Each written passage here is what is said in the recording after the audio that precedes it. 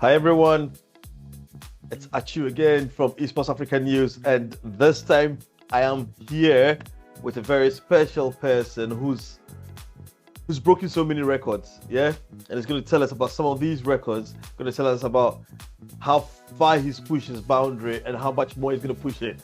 So without wasting too much time, let's get my man Kamto to introduce himself. So here you go, Kamto. The floor is yours. Thank you so much for having me as well. So my name is Kamto Cheka. I'm 19 years old from Ireland. I'm an esports driver from Alpha Esports, and I've been sim racing since 2017, which first started because my dad got me my first simulator for Christmas, and then after that I started playing Gran Turismo, watched the World Finals, thought this is what I definitely want to do. The same year I started watching F1, and I was like, I definitely want to be a racing driver. So each year on from 2017, we would try build the simulator, get more used to driving on the sim against other people. And it was in 2022, which is the year I met an F4 boss called Alex. He's one of the team owners for Mafia Racing, and it was because I wanted to try join his F4 team, and I was, I think, 16 or 15, and I was going up to him without any money whatsoever, just to passion me like I want to drive a car. But he's the one that came up to me afterwards being like, you should definitely try esports as a pathway to real racing. So from that conversation, from 2022, I started doing more esports competitions to continue push myself further and further. And I mainly competed in Racing Prodigy, made it to the finals 7 times or 8 times. Unfortunately, didn't win. But I kept going with it. I wasn't going to give up on it. So 2024 came around, and I ended up representing Nigeria in the FAA Motorsport Games, which is basically the motorsport version of the Olympics. So to be able to represent Nigeria for that was quite amazing. And I made it to the semi-finals as well, which is my first international event as well. Major tournament. Yeah, and I got to represent the country doing it. So was a bit of pressure, but I was fine going into it, and I got a decent result out of it. 2025 then came around, which is, I would say, the biggest year I had up until this year, which is when I got to drive a Formula 4 car in France in a test session and a competition to hopefully win a full season in a Formula 4 car. I didn't win it, but I wasn't expecting to win it because my first time driving in a real race car. But having driven that for 5 days, I realized I definitely wanted to race in Formula 4. And then end of 2025 to start of 2026, I came across an Irish Formula V scholarship, and it was probably the best chance I had to be able to race in a real car. So I signed up for it, and it was 2 months long of racing against other drivers virtually. And after those 8 weeks, there was another week after that where there was a live show to pick the top three drivers, and I was lucky enough to win the whole thing to be able to race in not just one race but two races. Wow, that's massive. Determination, isn't it?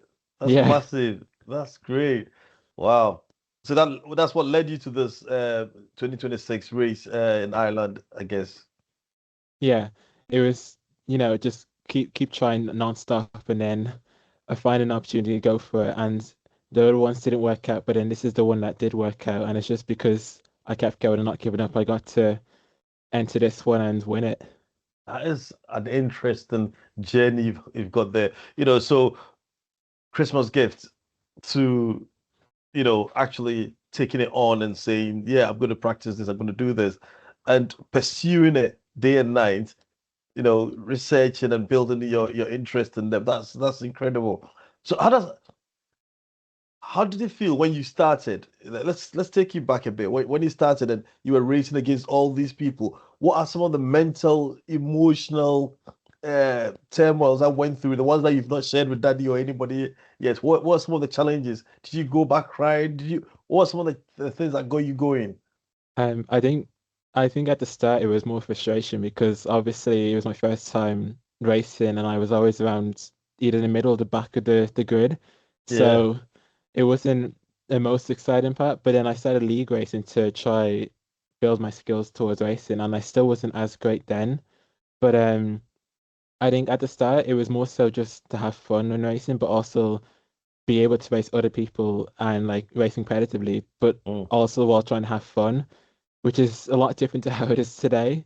But obviously back then I was around 11 or 12, so it was just more so having fun, but also like a way to like have that dream, but also like have that dream but through a video game. Mm.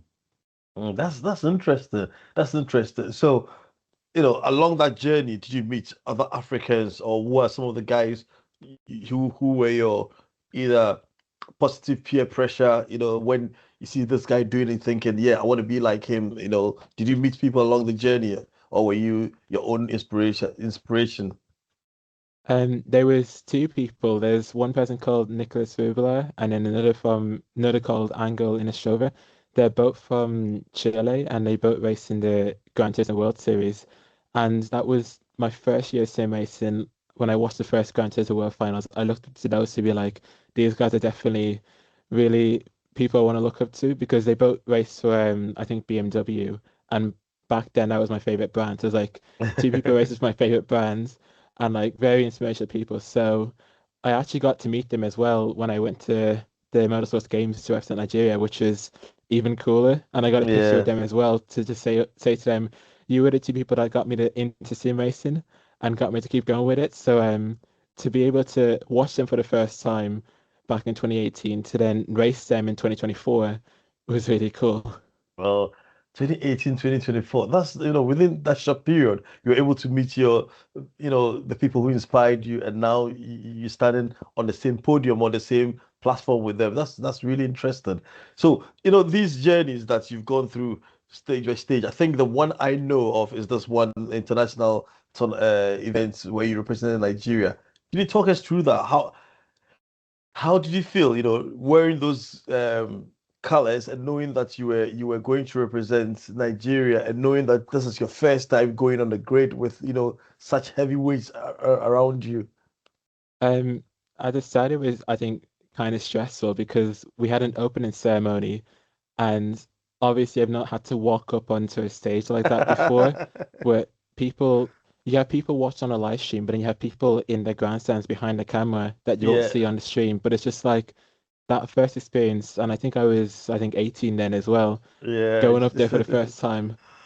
It was kind of stressful, but then I think that was the most stressful part. But then when it came to racing, you had an audience behind you, but because you're more focused on the driver and you have headphones on, you Mm-hmm. don't feel that same pressure as it was walking up onto the stage. All right, all right.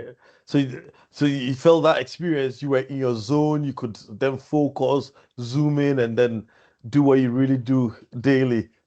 Yeah, I think when it comes to racing, it's more so like just in a different zone for me. Like I don't think about the same things as I would outside of the car from sim racing. So I wasn't as stressed. It's just more so like I'm on a sim, I'm racing against other people, just focus on the people ahead of you and behind you and what's around you, not the people that are In the not sim stand, racing behind yeah. you in the grandstands. Yeah. That's interesting. Yeah, I guess that's what you're gonna do because nothing matters anymore. These wheels, right? Are they the same? Are the wheels the same? Are the cars the same? Educate us a bit on the technicalities of that. Can anyone just sit behind a wheel and say it's the same wheel, same controls, same torques, and is there any big science behind them?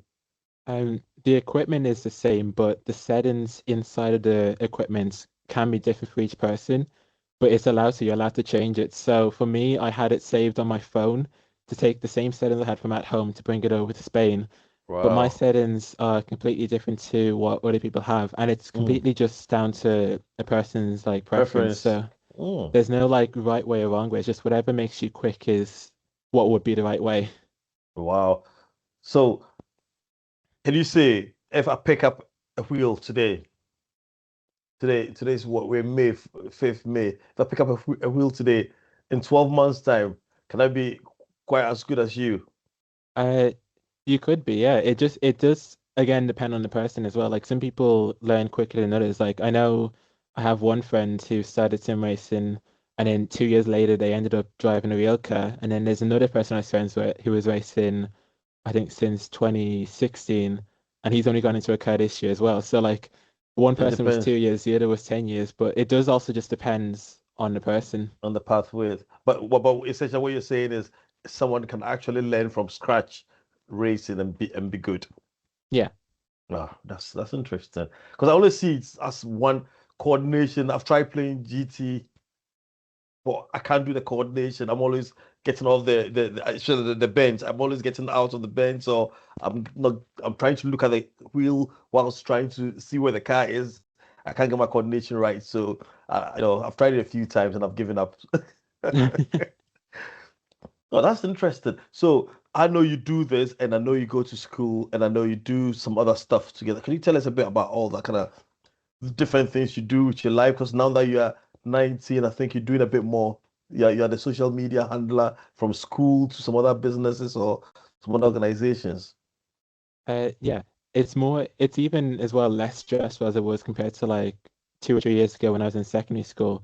Because now I'm in college, it's more relaxed. There's no exams or anything as well, so I can Yeah. manage racing and then manage college at the same time because I only have 4 days of college. So it's just go into college, do the work in class, you finish it, then get home around 3 or 4, and then just go back on the sim and start racing, which is a Wow. lot more easier than secondary school because you have to be in school the whole day, come Yeah. back, do homework for a few hours, and then if you're lucky, you have time, you get to race. So Yeah. it wasn't as much time as it is now. Oh, that's And even interesting. with work, I'm an instructor as well for track guidance. So I basically grade people's driving based on telemetry and give them a result based on what their task was. But it's again easy to manage because it's basically like I'm driving, I look at the results for myself anyway, so I just get Mm, to do the same for somebody else. that's interesting. That's interesting. So the skills in driving, you're applying it in real life, as work, and you're also then teaching other people. So you are balancing all your skills in Yeah, the it racing. links together really well Mm. because you get to do it and then you get to look back on it and then you get to watch other people do it and look back on their one as well and then give them feedback based on both what they're doing, but also based on your own experiences, how you can help them.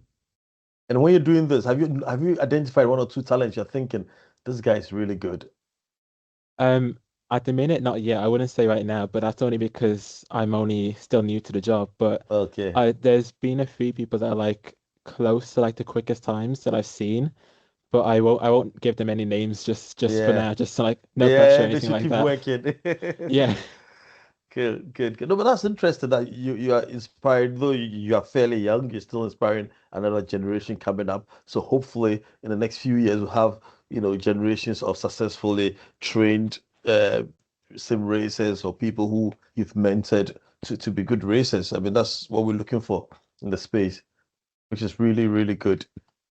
So what would you say to um people who are saying um sim racing is not the same as, well, it's definitely not the same as racing, but it's an opportunity for you to transfer skills from one to the other, either from cars to sim racing or for sim racing to cars. What's the experience like with you? Um, I think for me, to me, it transfers, most things will transfer quite well. Like the wheel-to-wheel racing from sim racing to real racing is probably like the most like linked together between the two. And Mm. that's what I found out when I was driving in the Formula V cars a few weeks ago, that even though I literally have not driven a race car apart from a test session, I had more racing experience from wheel-to-wheel racing on the sim compared to like half of the people on that grid. And it showed as well during the races. I was able to overtake people in places where I could do it, but then they couldn't do it back to me because they didn't have the same confidence as I did, even though I haven't driven a race car before then. I bet you were pushing the limits. You I really was, yeah. pushing the, yeah. Right, let's talk about Ireland then. It looks like that race was one of the, would you say is the one of the best races so far that you've been through? 100%. Yeah, I think so. Because the one thing I really wanted to do was not only drive a car, but to race against other people on a track in a race car. Because I've obviously done it on a sim, I did it in go-karts. When I went to France, it was just driving a car on a track, but you weren't racing against other people. So the one thing I really wanted to do when I won this chance was to just go out there and race other people and have fun while doing it. And I definitely did do that. I was able to get a few decent results from doing that as well. What was the training like? Because I think you crashed your car once. Yeah, on the day the test, we had a test in the day before the races, Yeah. and there was about 4 sessions. So each session I was trying to just build confidence and get towards, a quicker pace each session. But Yeah. it was in the third session where I held the clutch too long and I couldn't get into third gear.